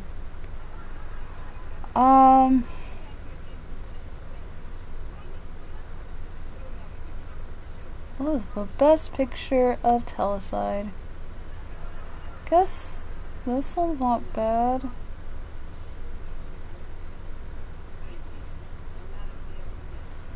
Let's pick the picture with my finger in the lens.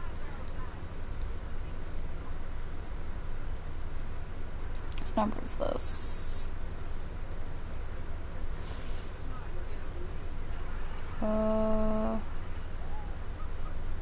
3, 4, 8.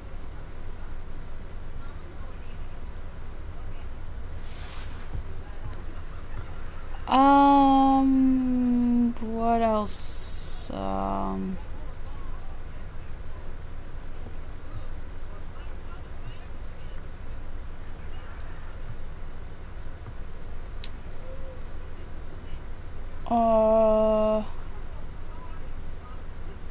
Sorry. So, well, where was I going? Things afterwards. So, yeah. So, I'm glad some, like, artists are speaking, you know, up and doing some things, but it's just sad that, like, some artists are afraid to say anything. I guess I should have left those highlighted.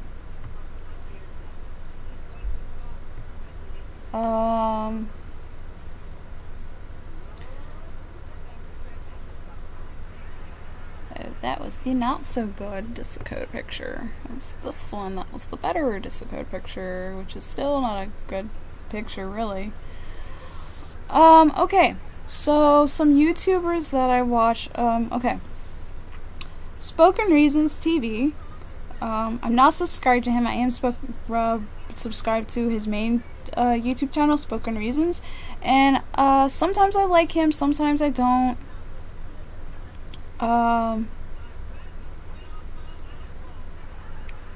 And I mean, I subscribed to him because I like enjoyed some of his stuff at the time I subscribed to him, and then later on some of his views kind of strayed from my own, and I just kind of been too lazy to, like, you know, unsubscribe. But I was curious what he had to say about surviving R. Kelly, and oh boy, there was a dip in his subscribers. One of my coworkers looked, and there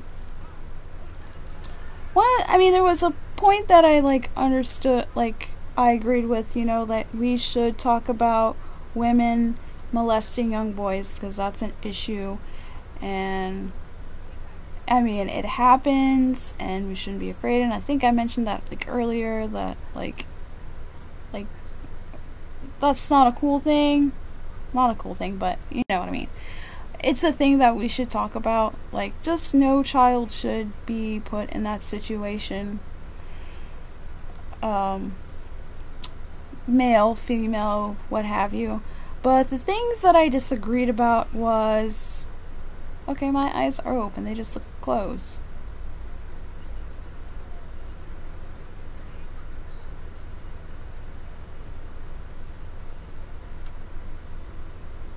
I don't know. Which picture is the best picture?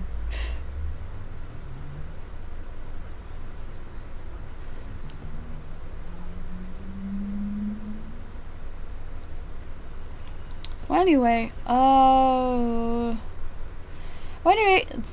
something that I didn't agree with, he did a lot of, like, victim blaming. He was like, these grown women that were, you know, R. Kelly's victims, because not all of his victims were, like, underage teenagers, which I liked. I really enjoyed that they brought up this interview from MTV from, I think his name is Torre or whatever, and him asking, do you like teenage girls? And then R. Kelly was like, no, I want to answer the question, to his, like, you know, PR person or whoever.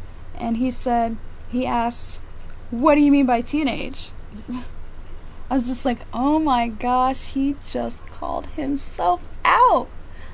And he was just like, well, I mean, 19 years old, I mean, that's fine, or 18, and it's just like, oh god, man, you really screwed that up. So, I thought that was just so funny that he just, you know, ruins everything. Not ruined everything, but he just, like, literally called himself out, which is just great. I was just like, look at you, you just outed yourself. But anyway, so I hated that Spoken Reasons. First, he said I didn't finish watching the whole first episode of the video because it was too long. That's what he said. He said the first episode of the docuseries was too long, so he didn't watch it. And he said, I don't understand why these people are saying this, that, and the other, because, I mean, sure, sexual abuse is bad, but he didn't, like, hit anybody or anything like that. But he did. He did physically abuse and emotionally abuse these women, which is worse. I think emotional abuse is way worse than physical abuse. I mean, both are awful things to do to any person, but like, if you watch the whole thing, and then, like, he said that these grown women that were victims, like it felt like that it was like their fault that they were victims of R. Kelly, because they should have known better because they're in their 30s. But if he actually watched the whole video, he would have known that these women who fell victim for him were in abusive relationships before, and people who have been in abusive relationships are susceptible to be in another abusive relationship because they think they deserve to be treated that way. Or people who have parents that are in abusive relationships, like Rihanna and Chris Brown. So I don't think that's a valid excuse to put the blame on the woman, because it is not their fault. They have been through some stuff, and R. Kelly has a type. He goes for women who are weak. They don't have to be younger. I mean, sure, that's normally what he picks, are younger women, but he goes for women who are weak, that are not strong-minded. So there you go. That's how they became victim, because they were vulnerable and weak, and that's what predators look for. So I did not like that he victim blamed. I hated that he changed it into you know what, we should focus on getting these white men and not these, like, black men. And I'm just like, oh my gosh, like, every time, like, someone had, like, a really good point in the comments, and normally I avoid the comments, but one thing that they mentioned is every time something happens to a black man, like the whole Black Lives Matter thing, black women are behind them to, you know, save them and support them, and you know, get some sort of rally behind them. But anytime a black woman is victim, like, black men are very silent. They don't support us, which is sad. This is why we don't mess with you men sometimes. Not all the time. Maybe that's a bold statement. But anyway, but yeah. We're almost done with the video, by the way. And I mean the video that I'm editing, not the live stream. So I thought that was interesting, and it didn't make sense at all. I'm just like, I hated that he did that.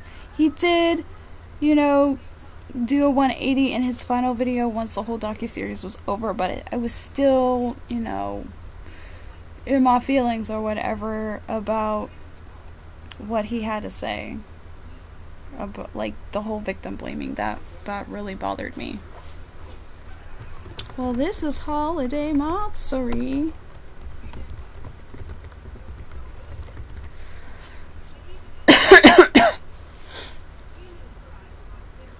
Oh, I probably should take a drink of water. That's why my voice is so hoarse.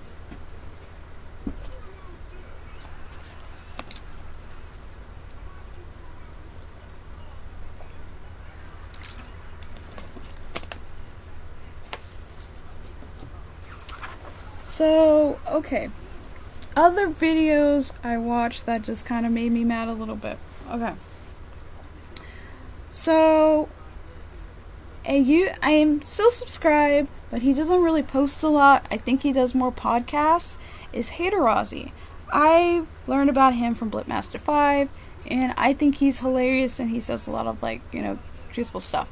But I haven't really listened to his podcast since, like, at all, so I don't know what he's like now. So when I saw that he, of course, talked about the surviving R. Kelly thing, much like Spoken Reason, sometimes I guess I disagree with some of his points, but there was a few things that made me think. So he thought it was sad, you know, about the whole situation. He thought it was really interesting and stuff, but I think the thing that I remember the most is him criticizing the families at the end, and that the part with the families, he had a lot of criticism towards, which I kind of understand, like, looking back and thinking about it a lot more. I totally understand. He felt that it was kind of out of place and a little bit faked in areas, especially the girl that got rescued from the hotel. It was like over dramatic, lifetimey, and it was. This girl, I'm sure, maybe, probably, most likely, I'm sure they didn't fake this, because I have heard things that R. Kelly has paid women to pretend that they were victims of him to, I guess, confuse people or discredit the real victims, or should I say survivors of his predator nature.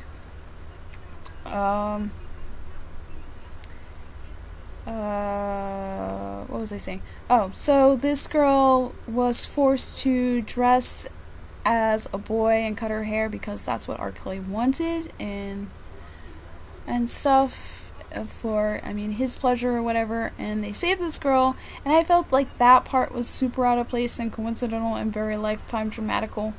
But he had some criticism toward the father of Jocelyn. I think that's who it was. Like, why are you not being a man? Why did you let this girl, you know, stay with R. Kelly even though you knew the allegations? So, okay. First I'm gonna play this video. LiveStream 5's here! It's day one! Wearing best boy costume!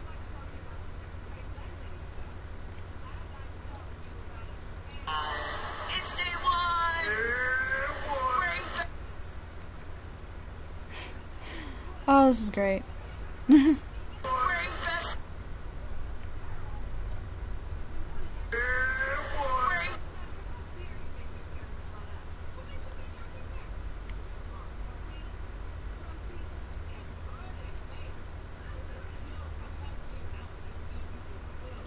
Look at that. I look good. I also look a little tired, like right there. You see that tired line?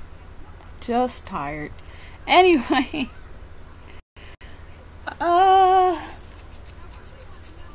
What was I gonna say?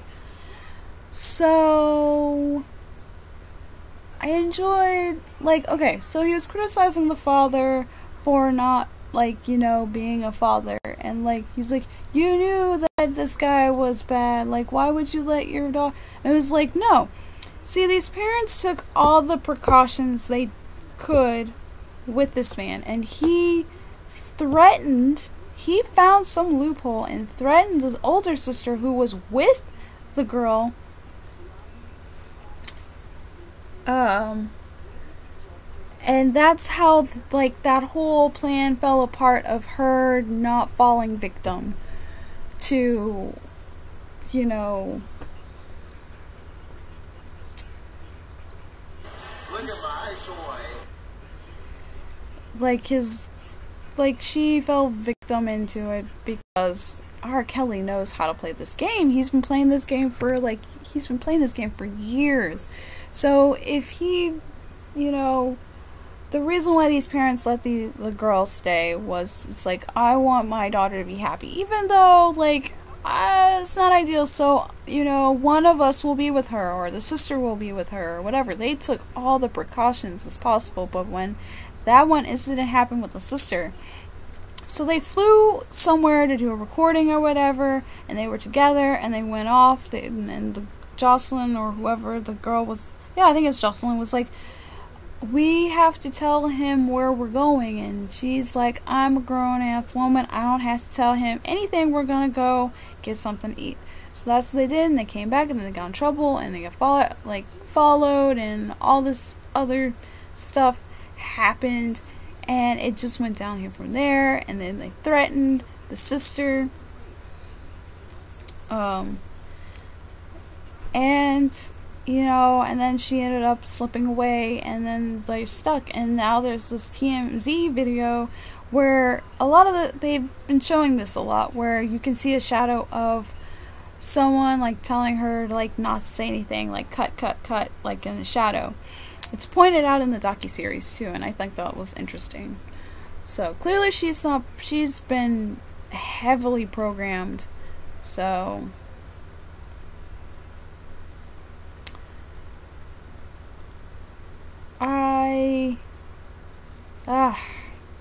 just sadness.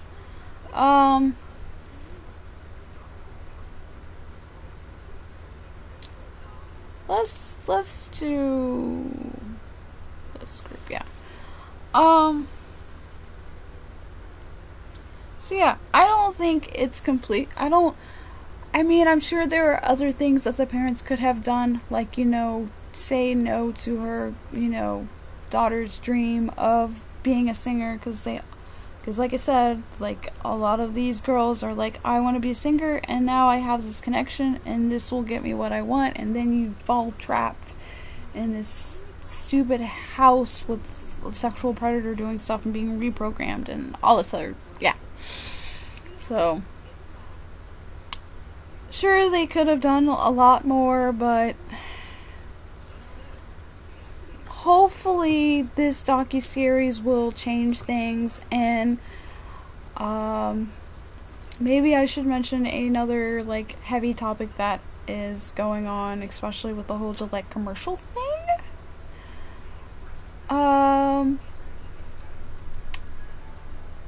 Men, you are not attacked. You're not being attacked. There is no attack on men. This whole Me Too movement does not mean that you can't talk to women. Like, please, talk to us. We're great people. We're awesome people. We want to talk to you too. Like, that's how, like, you get more people in the world, is by, like, talking to each other and getting to know each other.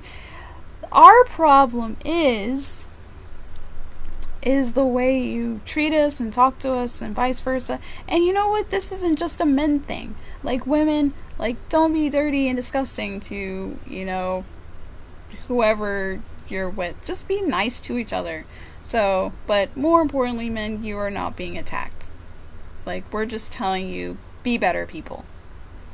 You don't have to catcall us, send us dick pics, ask us for nudes. You don't have to creepy massage us in the office. You don't have to say really dirty, disgusting, inappropriate stuff to us. Don't downgrade us. Don't compare us. Don't just sexualize us. Don't put us in a box. Just, like, treat us like you treat your best friend, unless you treat your best friend like dirt. But yeah, we have no attack on you. We're just saying, you know, treat other people better. And women also treat other people better, because I know there was an artist that was called out, and I didn't really hear a lot of information about her. Her name was Melanie Martinez. Apparently she was being accused of some sexual misconduct as well, but I did not hear a lot. But hey, you know, women can sexually harass and abuse, like, women, men, whatever, or whoever, too. We're not always the victim. Men can be victims too, and I think men should be comfortable with expressing that they have been abused or sexually molested or being, you know, victims of sexual misconduct.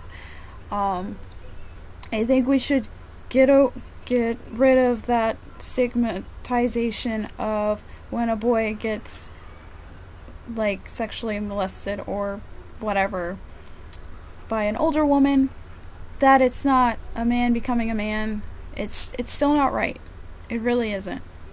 And men, you should just feel comfortable to, you know, be yourselves. Whatever that is. Masculinity is whatever you make it to be. And I think Gillette is that. That's pretty much what we're telling you. You do not have to be this hyper masculine, muscular guy, like with a beard, toting a gun, and just being, yeah, and guzzling beers and all that other stuff. That's why y'all have like short. You know what? Watch Adam Ruin's Sitcoms, that episode, because that explains what toxic masculinity is in a fun and informative way, better than I can. So, let's watch these tap dancers.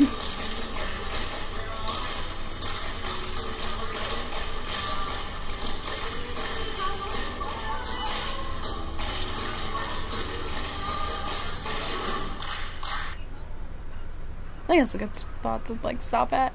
So yeah, so anyway, I can just see it now, all these thumbs down on all this stuff, but I think, I don't know. R. Kelly should continue to happen. R. Kelly should be prosecuted for everything he's done. I hope the girls become free and stuff, because they've already been in, you know, such a terrible situation for so long. And they need to be, you know, reprogrammed and all of that other stuff that goes along with, you know, being a victim, slave, whatever. Oh, that is not what I wanted to do.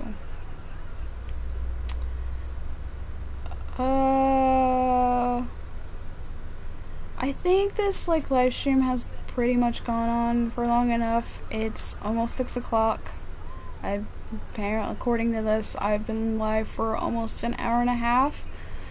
This is the end of the video of my edit. I'll, of course, keep going offline and add some music and stuff underneath it, but these are the highlights of my 2018.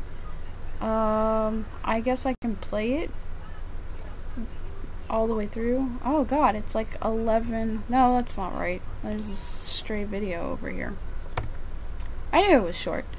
So it's about 5 minutes long.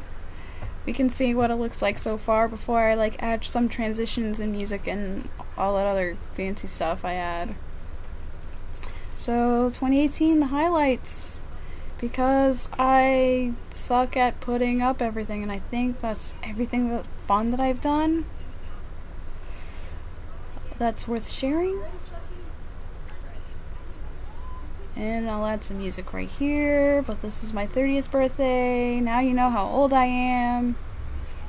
I'll have a vlog, my vlog together for this, because I did do some vlogging in Vegas. That was the airport. This is the shopping center in Caesar Palace. Yay! I'll probably make some extra videos about my trip in Vegas, because there's more to say than what I filmed.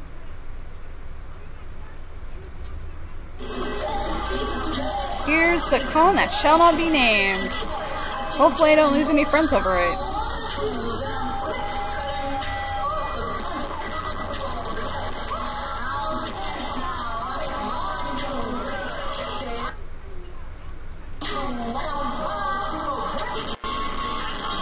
There's B-Pro.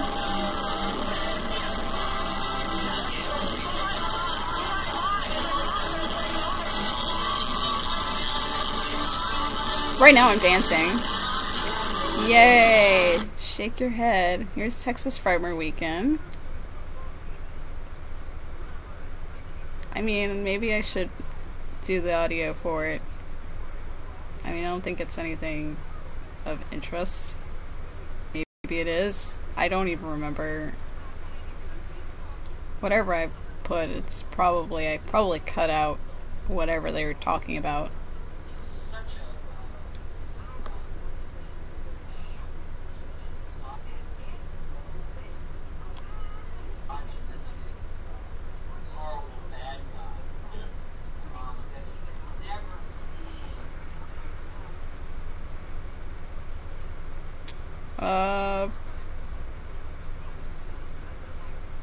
Maybe put the audio for that too. I don't know. What do you guys think?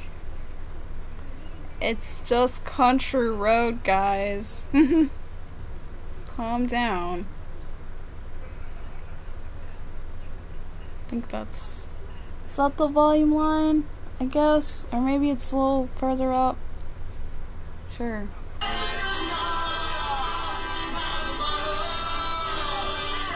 These guys were awesome. Bad audio, baby metal.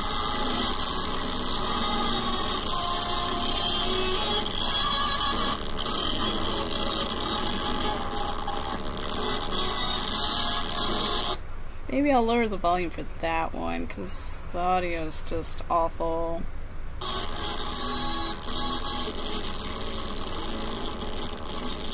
I might just mute this one, because it's just... I feel sorry for your ears.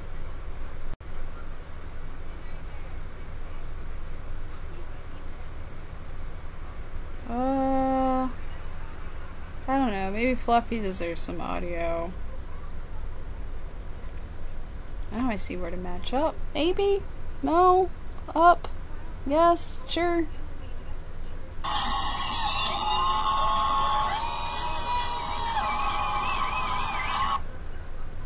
Eh, it doesn't matter, it's just a bunch of cheering.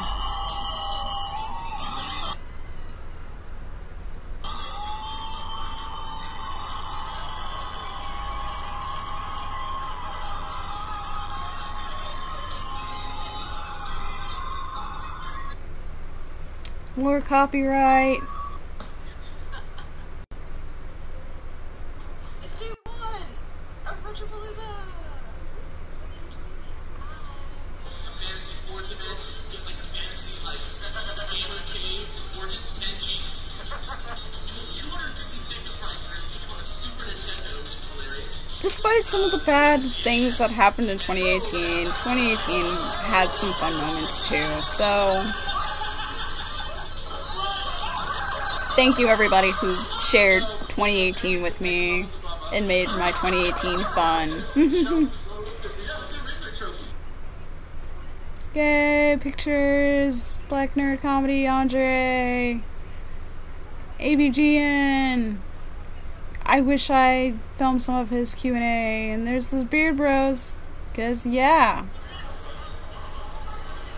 And some of the con, which I can silence, because we don't actually need that. I picked the wrong clip. There we go. Be silent! Really, actually isn't that empty. It wasn't that empty at the convention, actually. There was more people there, like, later. I just did not film it, like, film the convention area when it was more full. Like earlier days, that was just like the last day where I filmed. That's why it's like not as many people. Is this a code? And then Hall Mat, as they call it. It's noise complaint. That's what they are. I was gonna say Gigapella, but that was the acapella group. I didn't see them though.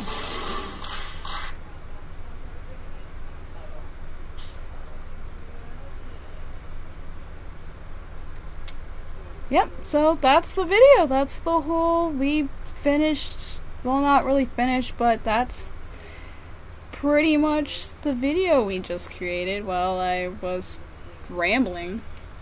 Let me save it because that's important.